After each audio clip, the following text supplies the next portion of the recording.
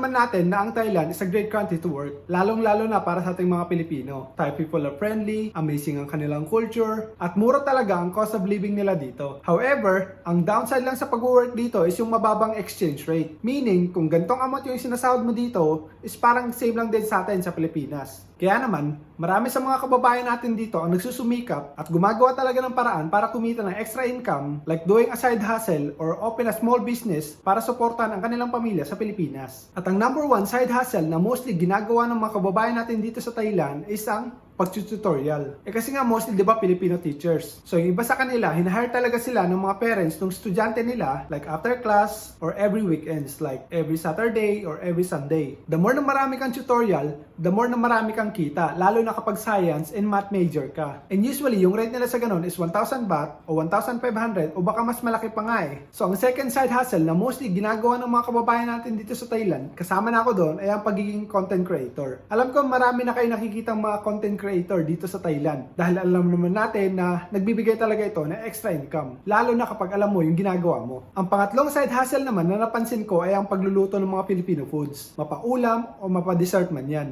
Sobrang thankful and proud ako sa mga gantong side hustle or business na rin kasi dahil sa kanila, nakakain ko yung mga food na namimiss ko sa Pilipinas. So yeah, thank you and sobrang saludo ako sa inyo. Ang pang-apat na side hustle na more likely sa business na rin ay ang buying and selling products. Mapadamit, accessories, skincare products, at iba pa. Isa to sa mga ginagawang side hustle business ng mga kababayan natin dito sa Thailand. Bumibili sila ng mga Thai products and ibebenta na lang sa Pilipinas or kahit sa ibang bansa. Kaya thank you din sa mga shipping company na to na mostly owned din ng mga Pilipino dito sa Thailand dahil kung wala sa kanila is hindi natin magagawa yung pag-buy and sell and export ng mga Thai products to Pinas. At ganun na rin sa mga balikbayan boxes na pinapadala natin. Lalo na ngayon magpapasko. At alam ko yung ilan sa atin hindi talaga makakauwi ng Pilipinas ngayong Pasko dahil sa kanilang work. Kaya yung iba sa atin is naisip na lang na magpadala ng balikbayan box para kahit papano yung mga pamilya natin sa Pilipinas is ma-feel nila na mahal natin sila at di natin sila nakakalimutan. At syempre, para maging masaya na rin sila ngayong magpapasko. At isa na rin ako sa mga OFW na hindi makakauwi ng Pilipinas ngayong Pasko. Kaya naman, nag-order na lang ako ng balikbayan box sa Tiger Express. Alam kong maraming shipping company dito sa Thailand na pwedeng pagpadalhan ng mga balikbayan boxes. Pero Tiger Express ang napili ko dahil mabilis sila. Like nag-order ako ng balikbayan box nila kahapon and then the next day, dumating na kaagad. Reliable and very affordable.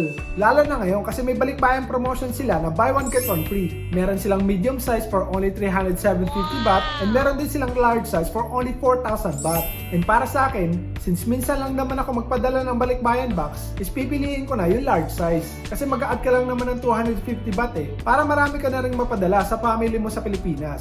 Kasi nga magpapasko, di ba? Tiger Express also offers commercial box from Thailand to Philippines, starting at only 50 baht per kilo. So bagay na bagay ito para sa mga gusto mag-business ng mga motor parts, damit, at kung ano-ano pa. Meron din silang free pick-up service sa Bangkok and metropolitan area. Meron din silang pasabay service, pasabuy o pasabay. Anyways, meron din silang pasabay service. Again, pwede rin to sa mga gusto mag-business. Sila na rin ang bahala sa mga paperworks with no additional fees. And no, I almost forgot. They also offer land, air, sea freight service, and vice versa para naman may option ka rin sa pagpapadala. By the way guys, until December 15, 2023 nga lang pala itong buy one get one balikbayan box promotion nila. So ano pang inaantay nyo? Mag-decide na tayo para mahabol natin yung promotion at makasave tayo ng 4,000 baht. Sulit diba? Wala na kayong makikitang gantong promotion sa iba. Kaya umpisahan ko na ang pagre-ready ng aking balikbayan box. For more inquiries, you can visit their social media page or click mo na lang yung link sa description. Meron din silang specialized customer service na available for Thai, Tagalog, and English. So you have nothing to worry about. Isa rin nga pala sa mga side hustle na pwedeng gawin ng mga kababayan natin dito sa Thailand ay ang pag